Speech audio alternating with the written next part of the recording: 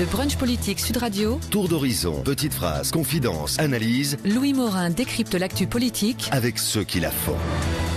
Bonjour, bienvenue dans le brunch politique de Sud Radio. Notre invitée aujourd'hui, Marielle de Sarnez, vice-présidente du MoDem, députée européenne. Au menu du brunch politique, sécurité avec les mesures antiterroristes après les attentats et les questions de mixité sociale. Cette semaine, un mot d'économie avec la loi Macron et la question des seuils sociaux. Et puis les élections en Grèce avec la victoire probable du parti d'extrême gauche, Syriza. Tout à l'heure, c'est Marie-Pierre de la Gontrie, secrétaire nationale du Parti socialiste, qui viendra débattre avec Marielle de Sarnez.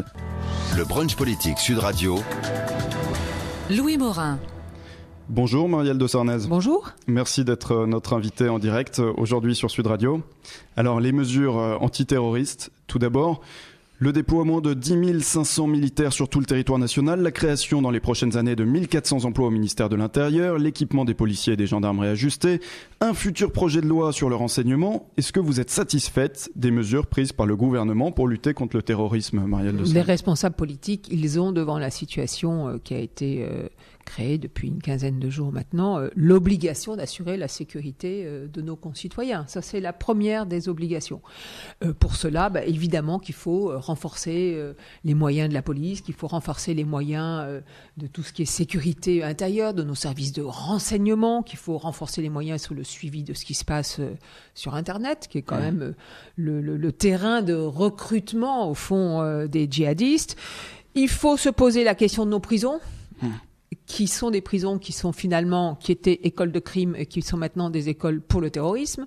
Et donc il faut se poser la question des prisons dont chaque année, le Conseil européen et tous les organismes internationaux disent que ça ne va pas en France. Il faudrait se poser cette question raisonnablement.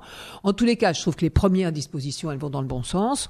Renforçons encore tout ça. Et puis, ajoutons, il faut qu'on ait des dispositions au plan européen. J'y suis évidemment particulièrement sensible. Marielle de Sarnez, vous le dites, les organisations font le constat depuis des années. Pourquoi n'avons pas agi avant ? Ça, c'est français, on a chaque année le constat que dans nos prisons, par exemple, ça ne va pas. On n'a jamais pris le temps et les moyens, au fond, et la volonté politique de se dire qu'est-ce qu'il faut faire. C'est des investissements considérables. Pour changer. Oui, mais de toute façon, cet argent, il existe dans le budget. Peut-être qu'il faut aussi gérer autrement. Peut-être qu'il faut porter un certain nombre de réformes. Ça vaut pour la France dans l'ensemble des domaines. Moi, je crois fondamentalement qu'au fond, depuis 30 ans, l'organisation politique de notre pays, un jour c'est la droite qui gagne mécaniquement, elle a tous les parlementaires, un jour c'est la gauche qui gagne mécaniquement, elle a tous les parlementaires, n'est pas une bonne organisation pour être efficace. C'est-à-dire que ça n'est pas une organisation politique qui permette d'abord l'expression du pluralisme, qui est absolument nécessaire au débat démocratique, et qui permette l'efficacité de la décision politique. Nous manquons d'une vision ferme et qui s'applique sur le long terme dans notre pays, sur les grandes questions cruciales que sont évidemment les questions de sécurité, évidemment les questions d'école et évidemment les questions économiques. Marielle de Sarnez, sur les questions de sécurité, il y a un projet de loi, donc un futur projet de loi, qui pourrait permettre entre autres de cacher des micros dans des lieux privés, de faire davantage d'écoute. Est-ce que vous y êtes favorable ? Moi, je suis favorable à tout ce qui renforce la sécurité dans le cadre de notre état de droit. Nous sommes dans un état de droit. Nous sommes dans un état de droit et donc il faut respecter des règles, notamment celles du pouvoir judiciaire. C'est très important que tout ça se fasse sous contrôle du pouvoir judiciaire, mais bien évidemment qu'il ne faut pas être naïf et qu'il faut faire preuve de fermeté et d'autorité. Mais les deux peuvent aller de pair. Ce qui a été surprenant, Marielle de Sarnez, c'est que la gauche y a été hostile à ces mesures pendant des années. Et le fait de gouverner vous renvoie au principe de réalité. C'est-à-dire qu'on peut idéologiquement avoir des points de vue, ce qui est d'ailleurs un problème, parce que je trouve que les temps ne devraient plus être à la question idéologique. On devrait essayer plutôt d'avancer ensemble pour régler les problèmes. C'est ce que je vous disais il y a 2 minutes. Il y a un problème donc, d'ailleurs. Heureusement que la gauche se confronte à cette réalité-là. Heureusement. D'un point de vue idéologique, il y a un problème d'ailleurs de cohérence avec Christiane Taubira, la présence de Christiane Taubira au gouvernement. Moi, je veux pas faire cette espèce de manière dont la droite parle de Christiane Taubira en permanence. C'est pas la mienne. Moi, je trouve que la question de La justice est une question trop importante pour la soumettre aux forces, on va dire, partisanes. Après, il faut évidemment justice et sécurité. Ça va ensemble, ça va de pair. C'est le même combat. Mais la liberté, ça signifie aussi la responsabilité. La liberté, c'est pas la liberté de faire n'importe quoi et n'importe comment. La liberté qui s'exerce sur Internet, et Dieu sait si j'y suis favorable, c'est une liberté qui peut pas s'exprimer au détriment, au fond, de ce qui est fondamental pour nous. Vous savez, comme parlementaire européenne, j'ai fait il y a 10 ans le premier rapport sur la pédophilie sur Internet. On m'avait expliqué à l'époque que c'était terrible, que j'allais toucher à Internet, que j'allais demander des choses aux fournisseurs d'accès, que j'allais porter atteinte à la liberté. Moi, je considère que la liberté, elle s'arrêtait là où celle de mes enfants était menacée. Donc, il faut aussi prendre ça en compte. Marielle de Sarnez, faut-il mettre en place une peine d'indignité nationale ? Écoutez, franchement, ça c'est typiquement le genre de débat français dont la France pourrait volontiers se passer. Quelle est la question ? La question est que on a des gens qui veulent partir faire le djihad, il faut les empêcher de partir. Donc il faut les suivre, les empêcher de partir. Et on a des gens qui, ayant fait le djihad, veulent rentrer chez nous et se fondre dans la masse pour aller commettre des attentats. Eh bien, il faut faire en sorte qu'ils soient arrêtés et qu'ils soient traduits en justice. C'est ça la question. La peine d'indignité nationale, c'était pour les collabos à la fin de la guerre, au fond, les priver de leurs droits civiques. La question, c'est pas de priver de leurs droits civiques les terroristes. C'est pas suffisant. C'est de les mettre en prison et de les juger et d'empêcher qu'ils nuisent. Donc on n'est pas du tout dans le même propos. Donc c'est la question des frontières extérieures de l'Union européenne qui doivent être renforcées pour leur contrôle. Elles ne le sont pas encore assez ? Mais c'est une question de moyens, à la vérité. Il faut mettre des moyens supplémentaires. Moi, je crois que nous sommes dans des temps difficiles de déstabilisation du monde, de menaces externes et internes, qu'il faut prendre un certain nombre de décisions. Par exemple, celle de dire il faut des contrôles aux frontières pour tous ceux qui rentrent et tous ceux qui sortent de l'espace Schengen. Il faut peut-être, en collaboration par exemple avec la Turquie, qui est vraiment la zone d'accès à la Syrie, remettre des visas provisoirement entre l'espace Schengen et la Turquie et l'espace Schengen, pour qu'on sache exactement ce qui se passe dans cette zone. Moi, j'y suis allée pour voir les camps de réfugiés syriens à la frontière. C'est très facile de rentrer en Syrie.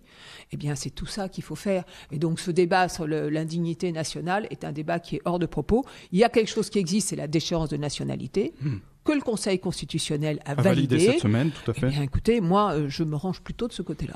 Marielle de Sarnez, il y a clairement une défaillance de l'Europe, justement, sur ces questions-là, sur ces questions de sécurité. Lorsqu'on voit, par exemple, que les compagnies aériennes ne sont pas tenues de communiquer entre elles et de communiquer Les compagnies aériennes, aujourd'hui, elles communiquent dans leur pays. C'est-à-dire que ça se fait au plan national. Il faut évidemment que ça se fasse au plan européen. C'est le fameux PNR, Passenger Name Record, qui sont tous les renseignements sur les voyageurs, leur destination, leur agence de voyage. C'est aussi leur carte de crédit, c'est aussi ce qu'ils mangent, ce qu'ils vont prendre comme repas dans l'avion. Donc c'est beaucoup de données personnelles, mais elles doivent évidemment pouvoir exister et pouvoir être transmises aux renseignements pour autant que de besoin. Et en même temps, il faut évidemment que tous ceux qui voyagent n'aient pas le sentiment que toutes ces données personnelles, pour ceux qui n'ont absolument rien à se reprocher, c'est quand même l'immense majorité de nos concitoyens. En même temps, je suis pas sûr que ça vous puisse fasse être bien utilisé, à de mauvaises fins. Donc, il faut que tout ça se fasse.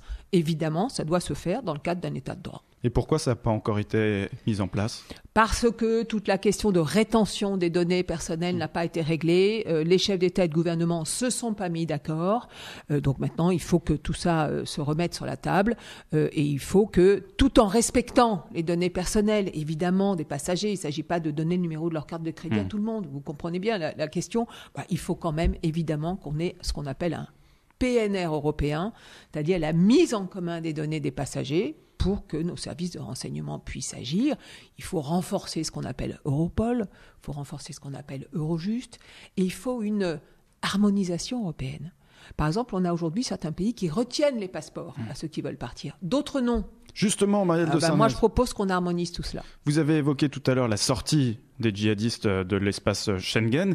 Interdire les djihadistes français de revenir en France, est-ce que ça pourrait être également une solution ? Quand on écoute les services de renseignement français, c'est pas pour eux la meilleure des solutions. Eux, ils préféreraient, quand un djihadiste rentre, évidemment, pouvoir l'intercepter, pouvoir le juger, pouvoir comprendre ce qui se passe et évidemment qu'il soit condamné. En tous les cas, on ne pourrait pas, nous, interdire l'accès, puis la Belgique l'accepter, si vous voulez. Donc il y a vraiment besoin d'une harmonisation. Le plus important, c'est de faire en sorte qu'ils ne partent pas là-bas, parce que là-bas, c'est vraiment une école du terrorisme, parce qu'on parle des menaces intérieures chez nous. Mais je ne veux pas oublier ce qui se passe tous les jours en Irak et tous les jours en Syrie. Encore 13 jeunes enfants qui ont été tués par Daesh parce qu'ils avaient regardé un match de football. Tous les jours, ce sont des hommes et des femmes et des enfants qui sont tués, décapités, des femmes qui sont violées. C'est le bout de l'horreur et de la barbarie. Alors, voilà, c'est tout cela que nous avons en face de nous. Il y a aussi la question du financement du terrorisme. Faut-il lutter contre les pays qui financent le terrorisme ? On parle notamment de l'Arabie Saoudite et du Qatar. Oui, bien sûr. Mais ce sont des pays dans lesquels ils ont mené, au fond, une politique, une sorte de double jeu, en se disant, si on est bien avec eux et que certains d'entre nous les financent, peut-être qu'il ne va pas nous arriver chez nous ce qu'il arrive en Irak ou en Syrie. C'est évidemment un mauvais calcul. Vous parlez de qui quand vous dites certains d'entre nous ? Je parle de l'Arabie Saoudite, je parle du Qatar. Il peut y avoir certains qui, à un moment donné, ont financé des personnes ou des groupes, en se disant, au fond, c'est une manière de nous protéger. Ça ne fonctionne pas comme ça. Vous ne pouvez pas mettre le doigt dans cet engrenage. Alors, ils sont dans la coalition qui lutte en Irak contre Daesh. Je leur en donne acte. Je pense qu'une clarification de ce point de vue-là serait une bonne chose. Laurent Fabius a formellement démenti cette semaine, mais Louis Caprioli, ancien sous-directeur de la lutte contre le terrorisme à la DST, affirme effectivement que l'Arabie Saoudite et le Qatar continuent de financer des opérations terroristes. Certains des responsables le font. Je ne crois pas que ça soit au nom de l'État, mais en se disant, au fond, pour éviter qu'il se passe chez nous ce qui se passe en Irak et en Syrie, essayons d'être bien, entre guillemets, avec ces groupes. Ce n'est pas une bonne politique de moyen et de long terme. Louis Morin. Le brunch politique Sud Radio. Le brunch politique en direct avec Marielle de Sarnez. Y a-t-il des ghettos ? Y a-t-il un apartheid aujourd'hui en France, Marielle de Sarnez ? Il y a une France à plusieurs vitesses, tout le monde le voit, tout le monde le sait. Il y a des citoyens français qui sont moins citoyens que d'autres, alors que nous devrions être dans un principe d'égalité des chances. La vérité, c'est que ça n'est pas comme ça que ça se passe. Il y a des quartiers de relégation, il y a des banlieues, d'ailleurs pas seulement des banlieues, des endroits en France où vous avez des taux de chômage chez les jeunes qui atteignent presque 50%.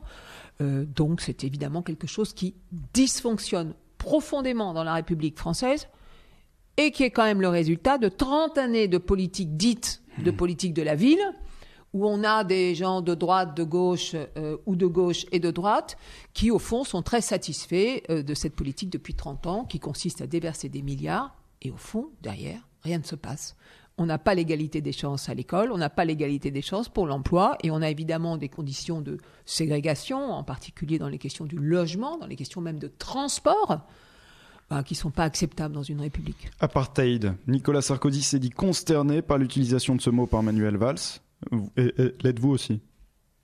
Moi, j'aurais pas utilisé ce mot parce que j'aime bien essayer, on peut toujours se tromper, faire des erreurs, mais d'utiliser les mots appropriés. Et je pense que c'est bien de prendre les bons mots. L'apartheid, on l'a connu en Afrique du Sud, c'était délibéré, c'était des lois raciales, etc. Tout le monde le sait. Moi, j'aurais pas utilisé ce mot. Mais est-ce qu'il y a un problème en France ? La réponse est oui, il y a un problème. Alors, j'ai entendu qu'il allait y avoir un comité interministériel de la ville. On continue comme depuis 30 ans, tout gouvernement confondu. Ça ne marchera pas plus et pas mieux. On déverse des milliards et on a toujours les mêmes problématiques. Donc, il faut reprendre toutes ces questions à zéro. À mon avis, au moins sur 2 piliers, il faut agir. Un, l'école. Repenser l'école. Repenser la manière dont on apprend les fondamentaux avant le passage en 6e. Repenser l'école au collège. Il y a des jeunes adolescents, des grands enfants, pour lesquels, au fond, le collège n'est pas adapté. Je veux dire, la pédagogie qui y est dispensée n'est pas adaptée. Nous, on avait proposé avec François Bayrou il y a longtemps ce qu'on appelait le collège hors les murs, c'est-à-dire qu'on puisse donner à ces jeunes-là des points de sens, de repères, d'ancrage. Il y a l'école, d'un côté, un tiers des enfants. Un tiers des enfants qui rentrent en 6e ne savent ni lire ni écrire dans ces quartiers. Le bon chiffre, c'est 40%. 20% ne maîtrisent absolument pas, rien, et 20% ne comprennent pas, ne comprennent pas le sens, c'est-à-dire qu'ils peuvent ânonner, ils peuvent lire, ils ne comprennent pas le sens. Comment voulez-vous que ces 40% ne soient pas ensuite complètement paumés au collège, plus le refus de toute autorité, plus les questions d'encadrement. Donc il faut réapprendre à lire, à écrire. Quand même, une république aujourd'hui, et spécialement la nôtre, elle devrait pouvoir écrire et lire à tous ses enfants. Elle ne le fait pas, ça c'est une faillite. Deuxièmement, il faut repenser l'école. Il y a un en manque tous les cas, le d'autorité à collège, l'école. c'est évident qu'il y a un manque d'autorité. Quand un prof rentre dans sa classe, vous croyez que tous les élèves se lèvent ? Ça fait bien longtemps que c'est plus le cas. Ben oui, mais ça devrait. Ça devrait. Et dès le premier jour de la première rentrée, quand un prof fait cours, à la vérité, il consacre, dans certains endroits, 5 à 10 minutes à faire cours. Le reste du temps, qu'est-ce qu'il fait ? Il leur dit « tais-toi, arrête, ne te mets pas comme ça, te balance pas, arrêtez de parler ». C'est ça exactement qui se passe, pour le mieux, parce que là, je passe sous silence ce qui peut se passer plus dur. Quelle donc, solution l'école, pour redonner et de je voulais l'autorité ? dire, deuxième chose, il y a l'emploi, l'économie, donc ça, j'espère qu'on pourra y venir, et que j'aurai le temps d'y revenir. On va y revenir, mais quelle solution justement à l'école, notamment pour redonner de l'autorité ? Il y a une déficience également des parents. Oui, mais on ne va pas essayer de tout régler. Que l'école fasse déjà son boulot, qu'elle apprenne à lire et à écrire aux jeunes. Quand vous maîtrisez la lecture, quand vous maîtrisez l'écriture, quand vous savez vous exprimer, quand vous savez le sens des mots, eh bien, vous avez une autonomie qui vous permet de réfléchir, de vous épanouir, d'avoir une prise de conscience. Et deuxièmement, quand vous êtes au collège et que vous n'êtes pas adapté au fond à la pédagogie très scolaire quelquefois, et quelquefois trop scolaire, eh bien, il faut qu'on vous donne vos chances d'aller sous la responsabilité du collège, apprendre autre chose, d'être en apprentissage en même temps qu'au collège. Et ça, la France ne sait pas le faire. Il faut qu'on le fasse. C'est une question vitale pour l'épanouissement des enfants. Vous avez les fameux 150 000 jeunes qui sortent chaque année du système éducatif sans diplôme. Ça fait 20 ans qu'on dit ça à satiété. Chaque année, on perd des places dans tous les classements PISA, et on est là, et on va dire, c'est qu'une question de moyens, il faut remettre des profs. Non, ça n'est pas qu'une question de moyens, il faut qu'on repense, au fond, ce que nous devons à notre jeunesse. Ça, c'est la moindre des choses, que les enfants qui par exemple, rentrent en 6e au collège, sachent lire et écrire, c'est pas le cas. Marielle de Sarnez, sur ces ghettos, comment peut-on faire pour avoir davantage de mixité sociale ? Je voudrais aller au deuxième point, si vous voulez bien, qui est la question de l'emploi. Si vous me le permettez, parce que je pense qu'on a mis 90 milliards, je crois, depuis 80 dans la politique de la ville. Cette politique de la ville, elle ne marche pas. Alors on va me dire, oui, mais si on n'avait pas mis ces 90 milliards, etc., ça serait pire. Je ne sais pas. Moi, je pense que, par exemple, il faut un plan Marshall de l'emploi dans les banlieues. Il faut, pourquoi pas, défiscaliser, faire des zones franches dans les banlieues pour que les entreprises puissent s'y installer, qu'elles puissent embaucher, par exemple, des jeunes sans payer de charges pendant un certain nombre d'années. Il y a déjà un taux de TVA réduit dans un certain nombre de quartiers. Il n'y a rien de signifiant. Vous comprenez, la politique de la ville, c'est une addition de petites mesures qui, évidemment, ne marche pas. Moi, je crois que maintenant, il faut arrêter de vouloir tout faire. Donc, il faut se concentrer sur 1 ou 2 objectifs, mettre le paquet sur ces objectifs. Moi, j'en vois 2. 1, l'école, et pas comme on le fait depuis un certain nombre d'années, mais différemment, et 2, l'emploi. Et donc, vous voyez dans les banlieues toute cette... Il y a une énergie, il y a une créativité, il y a une volonté d'entreprendre quand vous allez dans les banlieues parler avec ces jeunes qui existent. Pourquoi on ne la valorise pas ? Marielle de Sarnez, très rapidement, mettre sous tutelle certains quartiers, c'est la proposition de Malek Bouti qui dénonce du clientélisme qui empêcherait toute évolution dans certaines villes. Mettre sous tutelle, je ne suis pas sûre que je reprendrai l'expression, mais mettre un préfet ou quelqu'un qui représente l'État, qui représente les services publics, au fond, dans chacun des quartiers pour être à disposition des habitants, évidemment régler les questions de sécurité, mais aussi donner le sentiment que l'État est là, qu'il n'est pas lointain, que ces banlieues ne sont pas reléguées et que l'État est présent et qu'il est présent sur place. Ça, c'est une bonne piste. Le brunch politique Sud Radio. Louis Morin. Le brunch politique en direct avec Marielle de Sarnez, vice-présidente du MoDem. Près de 10 millions d'électeurs élisent 300 députés aujourd'hui en Grèce. Le parti d'extrême gauche Syriza fait office de favori. Vous espérez quel résultat de cette élection, Marielle de Sarnez ? D'abord, moi, contrairement à d'autres leaders, je ne suis pas leader européen, je ne voulais pas dire ça, mais contrairement à ce que certains leaders européens ont dit, en disant « je me mêle de l'élection, je pense qu'il faut voter ceci, cela », moi, je pense exactement le contraire. Je pense que c'est aux Grecs de décider de leur avenir. Voilà. Alors, on regarde les sondages à mi-journée, on s'aperçoit grosso modo, on va y venir, on s'aperçoit grosso modo que Syriza est en tête.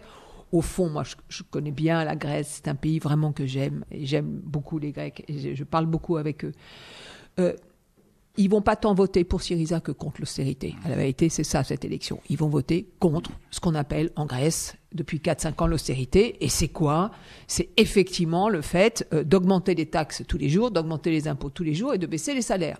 C'est-à-dire que si on regarde ce qui a été fait depuis 4-5 années en Grèce, c'est le contraire de ce qui aurait dû être fait. On aurait dû mener et être à leur côté, nous, l'Union européenne, pas seulement pour leur prêter de l'argent, mais pour les aider dans les réformes structurelles, pour aider à créer un État et à le réformer, pour aider à créer un cadastre, pour aider sur la levée de l'impôt, pour avoir plus de justice et plus d'équité, pour imposer certains, comme évidemment l'Église orthodoxe, les armateurs, les oligarques, entre guillemets, comme on dit. Quelque part, c'est revenir sur l'indépendance de la Grèce.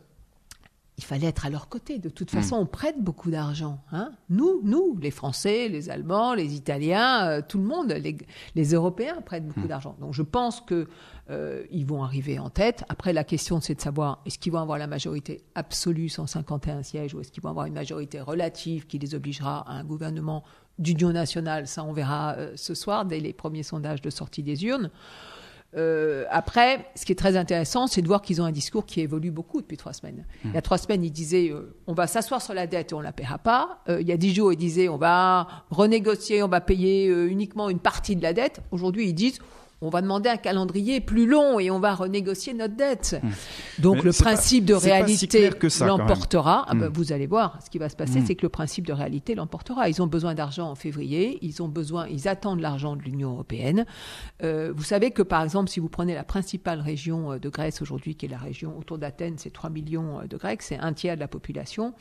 Il y a une électricité gratuite pour un certain nombre de familles, ce que Tsipras a dit qu'il promettait à un certain nombre de Grecs. Qui est-ce qui finance cette électricité ? C'est l'Union européenne. Ce sont les fonds européens. Et donc nous sommes partis liés et je formule le vœu et je crois que le principe de réalité prévaudra. Sans ça, vous voyez bien ce qui va se passer. Le marché va jouer, tout ça va s'effondrer et ça sera une bonne chose pour personne. Mais les Grecs devront conduire des réformes. Parce qu'il faut aussi dire que c'est aussi, tout ça, l'échec des gouvernements grecs depuis 20 ou 30 ans. Hein, c'est-à-dire ces grandes familles politiques grecques, parce que c'est toujours les mêmes, de père en fils, de droite comme de gauche, socialistes comme démocrates, n'ont pas été à la bonne hauteur non plus de gouvernement, il faut le dire. Alexis Tsipras, c'est un modèle pour la gauche française, le leader de Syriza ? C'est visiblement un modèle pour Jean-Luc Mélenchon. Mais pas que. Bon. Benoît Hamon, Cécile Duflot ont apporté pour les amis de Jean-Luc Mélenchon, voilà. Puisque j'ai vu que Cécile Duflot, maintenant, voulait faire des choses avec Jean-Luc Mélenchon. Quand vous regardez le programme de Tsipras, il y a le principe de réalité sur l'euro. Il ne veut plus du tout, aujourd'hui, quitter la zone euro. D'ailleurs, Angela Merkel qui disait, oui, si jamais c'est Tsipras, il faudra que la Grèce quitte la zone euro. Aujourd'hui, elle dit, mais pas du tout, on va pouvoir discuter de façon apaisée, de façon tranquille, et ils vont évidemment rester dans la zone euro. Donc Tsipras, il va forcément être conduit à évoluer sur la question européenne. Mais nous avons partie liée, nous avons cette solidarité en même temps qui est quelque chose que moi je trouve de positif. Mais si vous me dites, est-ce que l'Union européenne et les dirigeants politiques ont bien fait les choses avec la Grèce depuis 5 ans, je vous réponds non. Et moi, je ne le dis pas depuis aujourd'hui, je le dis depuis longtemps. J'étais contre l'idée d'une troïka. Par exemple, c'est un mot, mais atroce le mot de troïka. C'est anonyme. Personne ne sait qui il y a, qui décide quoi. Eh bien, ce n'est pas une manière d'aider nos amis, parce qu'au fond, les Grecs et nous, la Grèce, la France, tous les États membres de l'Union européenne, nous formons une même famille. Moi, je suis une Européenne convaincue. Nous défendons les mêmes valeurs. Nous avons un projet de société commun. Et donc, nous avons aussi un devoir de solidarité. Marielle de Sarnez, vous l'avez dit, Alexis Tsipras veut renégocier la dette. Concrètement, l'Union européenne serait prête à octroyer une petite baisse de taux et un étalement de la dette. Le baisse de taux avec ce que Draghi a fait, ça va venir quasi automatiquement. Ça va venir quasi automatiquement. Bien sûr. Et enfin. Sauf que Alexis Tsipras voudrait un effacement de la dette, tout au moins partiel. Il faut savoir que la dette, qu'est-ce qui la détient, la dette ? Qui a prêté l'argent ? C'est un certain nombre de pays de l'Union européenne. Et les pays, vous croyez qu'ils sortent l'argent d'où ? de votre compte, si vous avez un peu d'argent en banque, et tourne. Donc, ce sont les Français qui, à hauteur de 50 milliards, ont prêté de l'argent aux Grecs. 40 milliards. Donc, je crois que c'est 50 pour la France, mais vous avez peut-être raison, je vérifierai. J'ai même le calcul, ça fait 615 € par Français, très exactement. Bon, voilà, exactement. Et donc, vous voyez bien qu'il y a une solidarité. Cette solidarité, elle marche dans les deux sens. Nous avons prêté de l'argent aux Grecs. Les Grecs, ils peuvent simplement pas s'asseoir sur l'argent que nous avons prêté. Parce que qu'est-ce qui se passerait pour les Français qui ont cet argent dans leur compte en banque ? Il se passerait une dépréciation certaine. Et donc, cette solidarité, elle doit fonctionner dans les deux sens. Moi, j'ai toujours pensé que la BCE devait prêter directement et non pas par des intermédiaires pour faire baisser les taux d'intérêt. Et donc, c'est heureux que les taux d'intérêt de la dette grecque baissent. C'est une bonne chose. Ensuite, ils auront besoin de conduire des réformes structurelles. Ça, c'est sûr. Et puis, il va falloir qu'ils retrouvent, au fond, des points de croissance possibles. C'est-à-dire que la Grèce se dise, au fond, quels sont nos points forts. Et ils en ont des points forts formidables et qui sont à développer. Et donc, je trouve que donner plus de temps pour rembourser la dette, c'est aussi une bonne chose. Vous ne craignez pas que ça renforce encore davantage les eurosceptiques en France ? Ces menaces qui pèsent sur la dette ? Non, je ne crois pas. Moi, je crois, quand vous voyez le monde autour de nous, on en a parlé tout à l'heure, quand vous voyez les déstabilisations, mais terribles, qui se passent aujourd'hui en Syrie, en Irak, au Yémen, quand vous voyez ce qui se profile en Libye, qui est à nos portes, à nos frontières, quand vous voyez ce qui se passe au Sahel ou dans certains pays africains, qui peut penser que nos pays tout seuls pourraient, au fond, faire bloc et faire face à ces menaces ? C'est impossible. Donc, on a besoin d'être ensemble. On est plus fort ensemble. Simplement, il y a quelques conditions pour que cette Europe retrouve, au fond, l'amour des peuples. C'est qu'elle fonctionne de façon démocratique. C'est que les citoyens aient le sentiment que les décisions européennes, ils y participent, ils les prennent. Et ça veut dire une chose, qu'il faut que les chefs d'État et de gouvernement arrêtent de jouer avec tout ça. Arrêtent de dire « nous, on fait ce qu'on peut pour vous, mais vous savez, à l'Europe, ils disent « c'est abominable ». Parce que l'Europe, c'est eux. L'Europe, c'est nous. L'Europe, c'est personne d'autre que nous-mêmes. Ce n'est pas une affaire de politique étrangère. Donc, il faut retrouver une intimité avec l'Europe et que l'Europe se consacre à l'essentiel. Elle s'est trop éparpillée, l'Europe. Elle doit se consacrer à ce qui est fondamental et essentiel. Pour le reste, elle doit laisser vivre ce qu'on appelle, d'un mot compliqué, le principe de subsidiarité. C'est-à-dire que tout ce qui peut être fait au niveau d'une ville ou d'une région ou d'un État doit être fait à ce niveau-là, au plus proche des citoyens. Et l'Europe, elle doit s'occuper des grandes choses qui nécessitent qu'on le fasse ensemble. Marielle de Sarnez, imaginons le scénario du pire. Il n'y a pas de compromis possible entre Alexis Tsipras et l'Union européenne. Est-ce que la Grèce pourrait quitter la zone euro ? Mais moi, je ne crois pas du tout. Je ne crois pas à la solution du pire. Parce que d'abord, je suis profondément européenne. Parce que je crois que, grosso modo, en responsabilité, on est obligé de penser à l'intérêt général. L'intérêt général, c'est évidemment que l'on reste ensemble. Qu'est-ce que vous voudriez que la Grèce sorte, qu'elle se retrouve avec une dépréciation de sa monnaie absolument colossale, avec une dette qui exploserait ? Vous croyez que ce sera un avenir pour les Grecs, ça ? La vérité est que non. Alors oui, il faut changer des politiques, il faut les améliorer. Mais s'ils refusent ce programme de réforme structurelle dont vous venez de parler ? Mais vous savez, fin février, ils attendent l'argent de l'Union européenne. Ils ont besoin de cet argent pour payer leurs fonctionnaires. Donc ils ont besoin de cet argent pour fonctionner. Les deux seules issues, c'est soit de continuer à faire des réformes structurelles qui vont dans la direction de l'austérité, soit de quitter la zone euro. Non, mais je ne suis pas d'accord avec vous du tout. C'est très important la phrase que vous venez de dire. Vous avez dit soit de continuer des réformes structurelles qui vont dans le sens de l'austérité. Je pense exactement le contraire de ça. Je pense qu'on fait l'austérité quand on n'a pas le courage de faire les réformes structurelles. Parce que c'est plus facile d'aller diminuer les salaires, d'augmenter les taxes, d'augmenter les impôts, que de se dire tiens, je vais faire une réforme des retraites. Et c'est ça qui est l'aberration. Ça vaut pour la Grèce, ça vaut aussi pour la France, au passage. Ça vaut pour d'autres pays. Pour les gouvernants, pour la Troïka, pour le FMI. C'est plus facile de dire allez, on va ramener l'argent pour Bercy, en augmentant l'impôt, en augmentant les taxes, en baissant les salaires, qu'en faisant des réformes. Parce que pour faire des réformes, il faut avoir du courage, il faut avoir un consensus large, il faut avoir de la créativité, il faut être capable d'avoir une vision. Il faut avoir des perspectives sur le long terme. Il faut avoir une majorité. Ce qui souvent manque à nos gouvernants. Et puis prendre le risque également d'être impopulaire et de perdre des élections partielles. Mais justement, vous savez, des les élections réformes, partielles. c'est pas forcément de l'impopularité. Mais des élections partielles, Marielle de Sarnez, je voudrais vous en parler. 22 et 29 mars prochains sont les élections départementales. Qui ne sont pas partielles. Non, qui ne sont pas partielles. Des élections intermédiaires, excusez-moi. Élections intermédiaires, vous allez présenter combien de candidats pour le MoDem ? Nous avons des sortants qui sont conseillers généraux. J'en ai plus le chiffre là aujourd'hui en tête, mais enfin je pense quelques centaines, qui bien sûr se représenteront. Alors la configuration est un peu différente. Puisque vous craignez une maintenant, victoire du Front National aujourd'hui ? Je ne sais pas ce que veut dire une victoire du Front National aux élections départementales. Ça voudrait dire que le Front National va gagner des départements? Je ne le crois pas. C'est-à-dire des présidences de départements? Je ne le crois pas. En tout cas, ils vont gagner beaucoup d'élus. Ils vont avoir une progression dans leurs élus qui sera, au fond, ce qui s'est inscrit dans les municipales. Oui. Est-ce que la gauche va être en très mauvaise posture? Nous verrons. Il va y avoir une élection, pour le coup, partielle. La législative partielle dans le Doubs. Législative partielle dans le Doubs qui va être très intéressante à regarder. On va voir si le regain de popularité pour François Hollande et Manuel Valls se traduit par un regain un petit peu de popularité pour le Parti socialiste. Est-ce que ça va suffire à la gauche ou pas? Et ça va être ces grands équilibres-là qui vont être regardés pour les élections départementales. Et cette législative partielle, elle aura lieu dimanche prochain et le 8 février. Pourquoi il n'y a pas de candidat MoDem? Il n'y a pas de candidat MoDem parce que quand il n'y a pas de bons candidats qui sont capables de s'imposer, qui sont capables de rassembler large, eh bien, il vaut mieux de temps en temps ne pas forcément aller à toutes les élections. C'est une élection qui va se jouer autour de 3 pôles. Il n'y avait pas de bon candidat pour le MoDem. Non, mais un bon candidat, il y a toujours des personnalités intéressantes, mais après, il faut des candidats qui puissent faire 20 ou 25 ou 30%. Donc, il faut des candidats qui puissent rassembler large ou qui puissent être soutenus par d'autres formations. Ce cas de figure, c'est pas trouvé là. Vous apporterez il pourra un se soutien au trouver second tour à l'occasion dans d'autres circonscriptions, bien sûr. Vous apporterez un soutien au second tour de cette législative partielle?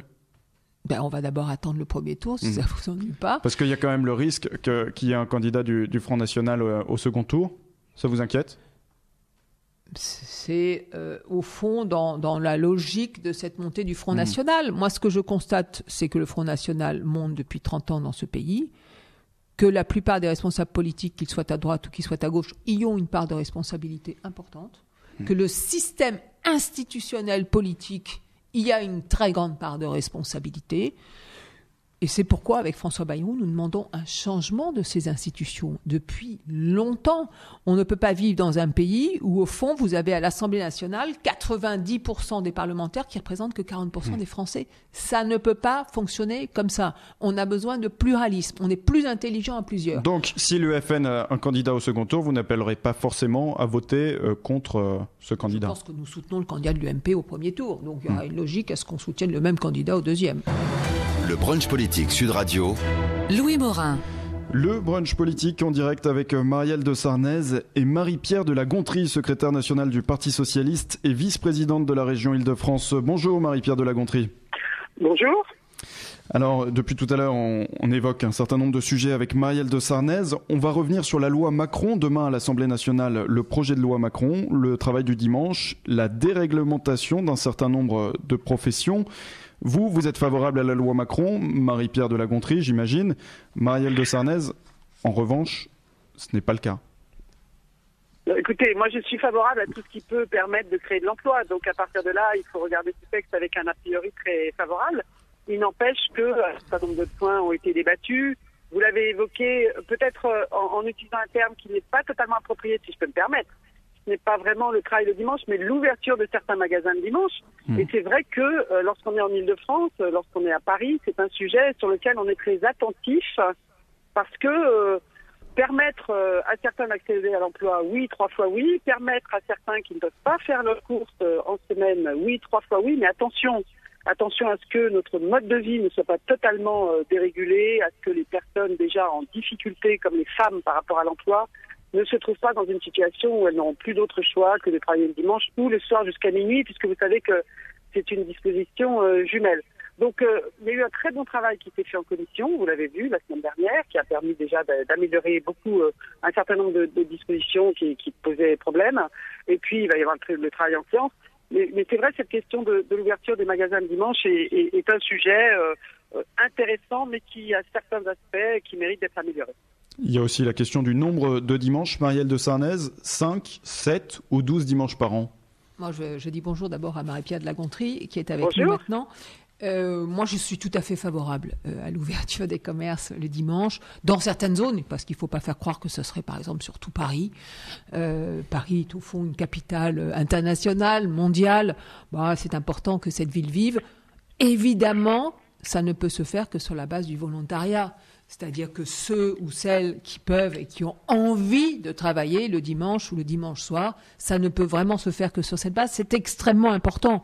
Mais qu'il y ait dans quelques zones de Paris, et surtout pas tout Paris, la possibilité effectivement de consommer, de rencontrer, d'être dans des gares où ça vit parce que les commerces sont ouverts, d'être, pourquoi pas, à côté des grands magasins sur les grands boulevards parce que là aussi, les touristes peuvent y aller plutôt que d'aller à Londres.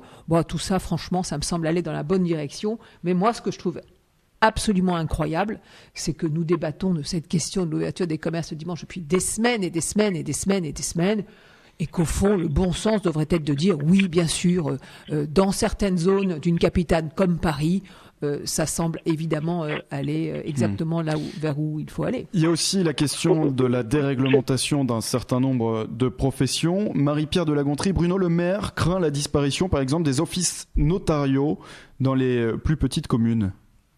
Vous savez, moi je suis avocate de métier et donc je vois bien le problème de la concentration d'un certain nombre de professions dans des zones dont on pense parfois, lorsqu'on va s'installer, qu'elles seront rentables, et puis la désertification dans d'autres. Donc sur cet aspect-là, je pense que l'idée est très intéressante. Après, il faut effectivement bien sûr que cela n'ait pas d'effet retour qui soit totalement négatif et qui ne se rapproche pas de l'objectif poursuivi. Il faut savoir que cette idée de faire en sorte qu'il y ait une installation un peu plus régulée, elle est aussi doublée d'une idée sur la tarification. Alors, je pense qu'il y a un mélange, c'est-à-dire qu'il y a une question de transparence. Tout le monde pense que, comme ça, les notaires, c'est cher, croyant d'ailleurs que les montants qu'ils prélèvent vont directement dans leur poche, ce qui n'est pas le cas, vous le savez. De la même manière, moi comme avocat, je l'ai beaucoup vécu, on pense que les avocats c'est cher, ce qui n'est pas toujours faux d'ailleurs. Donc l'idée d'avoir une transparence sur les tarifs, l'idée de faire en sorte qu'il y ait des zones de France où on manque de professionnels, qu'il puisse y avoir comme ça un regard général, au fond c'est de l'aménagement du territoire. C'est-à-dire comment fait-on pour que partout en France, il puisse y avoir un accès à des notaires, à des avocats qui ne sont pas concentrés simplement dans les zones urbaines, voire hyper urbaines. Ça c'est un vrai sujet. Marielle de Sarnez, sur la déréglementation des professions réglementées? Écoutez, moi je pense qu'il faut écouter aussi les notaires parce qu'au fond, ils connaissent leur boulot et c'est eux qui s'y collent. J'ai pas le sentiment qu'ils trouvent que cette réforme va dans le bon sens. Donc moi, par principe, j'aime bien que quand on conduit des réformes, on puisse les conduire avec ceux qui vont les mettre en application. Est-ce qu'il faut améliorer des choses? Sûrement. Est-ce qu'on peut en décider ensemble avec eux? Je pense que ce serait mieux. Vous pensez qu'il y aura une majorité actuelle pour la faire adopter, cette loi? Écoutez, oui, je pense que oui. Moi, je pense que c'est une loi au fond d'ajustement. C'est pas une loi, d'ailleurs, Hollande l'a dit lui-même, c'est pas la loi du siècle. Donc, il ne faut pas non plus dire que c'est une loi qui va régler la question de l'économie et de l'emploi en France. Ce serait absolument faux. C'est une loi qui va faire quelques ajustements qui, sur certains sujets, vont dans le bon sens. Mais c'est un peu aussi un inventaire à la Prévert. Il y a un peu de tout dans cette loi. Et il n'y a pas vraiment un message ou une vision globale facilement perceptible par nos concitoyens. Excusez-moi, je suis moins négative que vous. C'est-à-dire, je pense que c'est nécessairement, alors je ne sais pas si on dit avec la Prévert, parfois au Parti Socialiste, on la qualifie d'un peu loi pour tout, donc je ne vais pas dire que je ne suis pas d'accord avec cet aspect un peu difficile à décrypter, mais ça avait comme vocation de faire sauter un certain nombre de verrous, et là-dessus, moi je pense que c'est positif. Ensuite, ce que je vois, c'est que le travail parlementaire s'est bien passé. On a eu un ministre de l'économie qui a été à l'écoute. Ça va continuer cette semaine.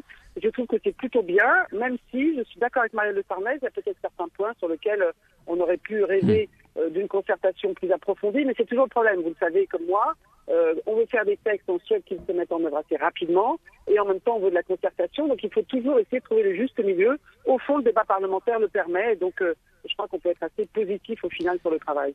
Marie-Pierre de la Gontrie, il ne nous reste plus beaucoup de temps. Je voudrais juste revenir avec vous sur la politique de la ville. Tout à l'heure, Marielle de Sarnez dénonçait l'utilisation de 90 milliards d'euros au cours des 20 dernières années dans la politique de la ville, utilisée à mauvais escient. Faites-vous le même constat ? Certainement pas, et je ne sais pas, ça m'étonnerait que Marielle de Sarnez ait des propos aussi raccourcis. Non, je pense qu'on ne mesure pas à quel point des quartiers entiers, là pour le coup, moi je connais bien cette région Île-de-France où il y a eu un grand nombre d'investissements dans la politique de la ville, et encore une fois, ce n'est pas parce que nous constatons qu'il y a encore énormément de choses à faire, qu'il y a effectivement un grand nombre de quartiers qui sont en difficulté, que pour autant, il faut prétendre que ce qui a été fait jusqu'à présent n'a pas été utilisé. À l'instant, je suis à La Courneuve. La Courneuve, c'est une ville qui est donc juste à côté de Paris, que vous connaissez certainement. Et là aussi, on voit énormément de choses. Moi, je vois lorsque la région de France a développé des lignes de tramway qui font que toute une série de territoires qui n'étaient pas raccordés par les transports en commun le sont aujourd'hui. Donc attention à ne pas confondre le débat du moment qui est juste, qui est absolument obligatoire et qui nous amène à remettre en cause et à réfléchir tous à chaque place où nous sommes à nos politiques et ne pas considérer que rien n'a été fait, c'est faux, et ce serait très triste de considérer l'action publique de cette manière. Marielle de Sarnez, sur la politique de la ville. Ce n'est pas de l'argent dépensé à mauvais escient. Je n'ai jamais évidemment prononcé cette phrase. Simplement, je crois qu'on est obligés, tous responsables politiques, maintenant de regarder la situation en face. Ça fait 30 années qu'on a ce qu'on appelle une politique de la ville, que grosso modo, cette politique de la ville est la même, on va dire à peu près, quels que soient les gouvernants depuis 30 ans, de droite ou de gauche. Le résultat des courses, c'est que ça ne va pas. C'est qu'il y a des problèmes qui sont là encore plus importants et encore plus lourds qu'il y a 20 ans ou 30 ans. Et donc je dis, il faut peut-être se poser la question de ce qui doit être fait. Moi, je considère qu'il y a 2 axes sur lesquels il faut mettre le paquet absolument, qui est 1, la question de l'école et de l'éducation et de la formation. 2, la question de l'emploi, parce qu'il faut créer, c'est vital, de l'emploi dans les banlieues et dans toutes ces zones de relégation en France. Et je pense que l'argent qu'on doit avoir à disposition, la créativité, l'inventivité, les réformes doivent aller sur ces 2 questions. Merci Marielle de Sarnez.